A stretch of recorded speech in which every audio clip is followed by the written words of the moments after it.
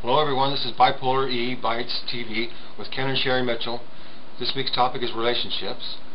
You can find us at www.champsbibleschool.org or http://kenandshare.webs.com.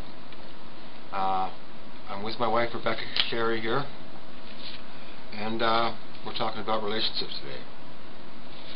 And I'm a Christian ordained minister, so that's my part. I'll jump in now and again to speak on the spiritual aspects of this. But Ken is going to be speaking about relationships today, what the special considerations are for people and families of people with bipolar disorder, and just how we can help to make it easier, life easier for all of us all the way around, and what ways to cope with some of the issues or problems that come up that are special and unique to this particular illness.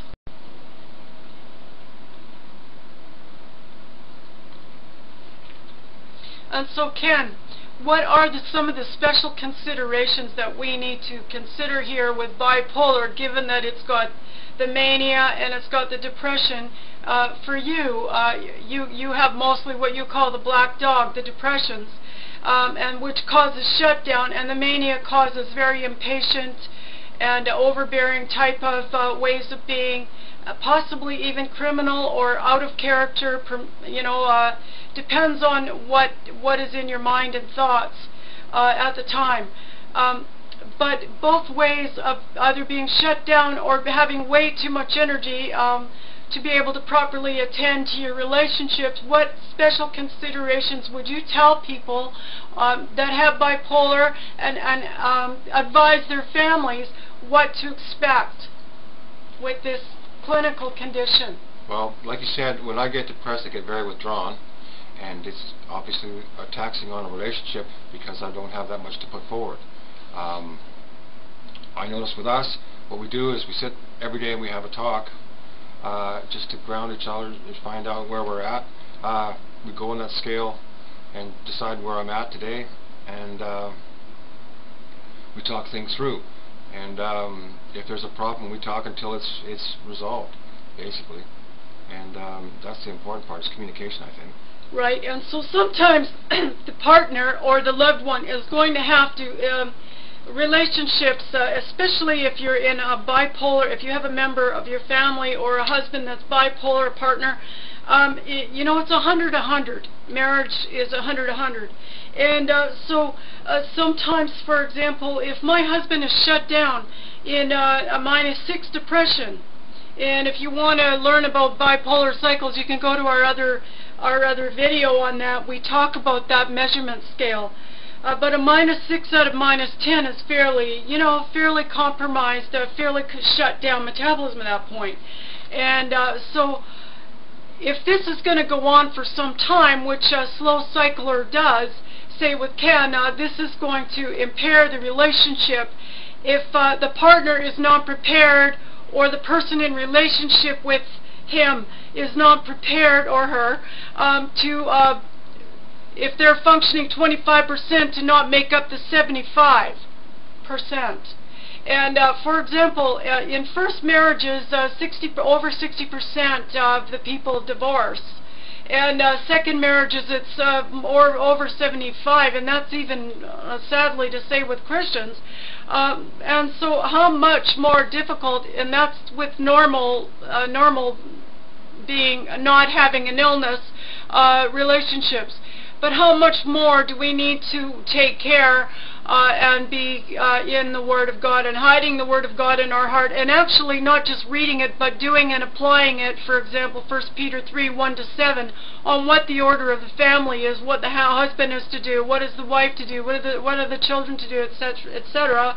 And it's much more important for relationships not to break down and be lost entirely, that we understand that we may have to pick up more of the slack at some points, and then we can back off at other points. As the person who is not well is getting better, we need to be able to back off as well. And so it's kind of a dance of taking on more responsibility, and like I'll take on more initiative in the relationship. I'll challenge you many times, right, Ken? That's right, yeah. I don't just let you just like lie in the bedroom and and just flick through the channels. No, it's time to get up. We're gonna have a coffee. We're gonna talk. Yeah, I know you don't feel like it, but we're gonna talk anyway. Like, and so being objective and based in the truth rather than just subjective in what you feel like doing.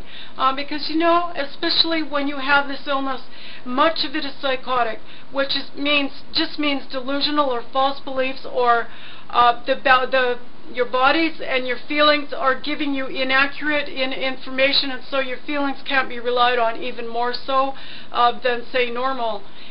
When you're in say, a paranoid state, or when you're in a agoraphobic state, or an anxious state, and there's nothing happening. There's nothing to be anxious about.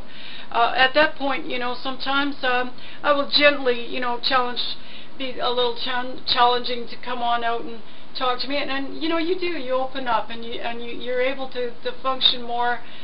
Like you're able to do these videos and things. You're doing more than you thought you could do, even in -6 depression, which you're in right now, right? That's right. Now you're actually doing quite well. Now you'll notice my husband, when he's doing better, he'll be doing more of the talking.